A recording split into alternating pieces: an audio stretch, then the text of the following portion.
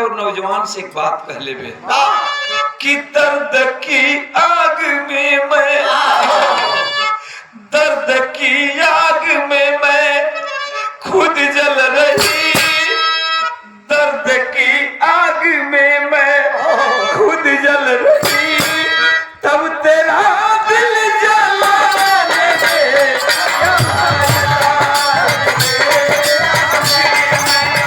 खुद जल रही।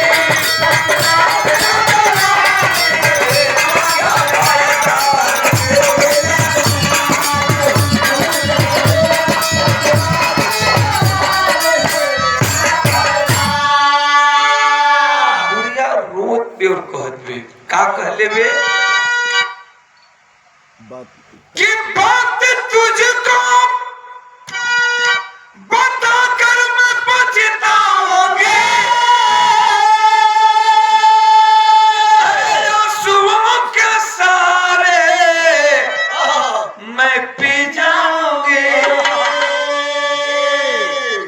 बेटा चले जाओ, ये मत पूछो बेटा, ये मत पूछो कि मैं क्यों रो रही हूं। तब नौजवान कहले बा कि वक्त से पहले बुढ़िया, वक्त से पहले बुढ़िया तू मर जाएगी, बात दिल में छुपाने से क्या फायदा। शंख चूड़ मेरे बेटा को खा जाएगा। कहती है बुढ़िया कि अरे नौजवानी जितनी हड्डियां देख रहे हो सभी हड्डियां मेरे बेटों की है। गरुड़ रोज आता है, एक बेटा को मारता है, खाकर चला जाता है। अब तो सबसे छोटा सा मेरा बेटा एक है जिसका नाम है शंखचूड़, वही तो बच गया है। कल उसी की बारी है, गरुड़ आएगा उसे भी मार कर खाकर चला जाएगा, मैं हड्डी लेकर के रोती रह जाऊंगा। ऐ नौजवान, और जिस बुढ़िया को तू बुढ़िया कहता है बेटा मैं कोई बुढ़िया नहीं हूँ।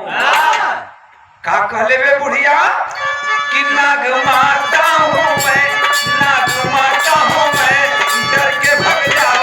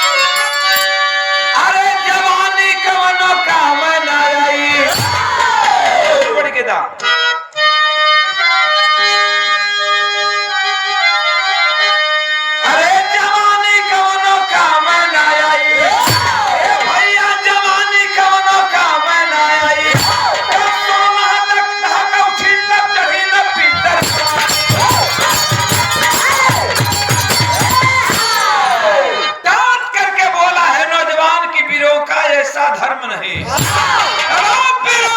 ऐसा धर्म नहीं जो आगे कदम बढ़ाता है, सर कटवाले पर पीछे नहीं हटाता है। जाऊंगा गरुड़ सामने में, जाऊंगा गरुड़ सामने में, बेटे को तेरे बचाऊंगा। जो आएगा जमराज अगर उस काल से भी लड़ जाऊंगा। अरे बुढ़िया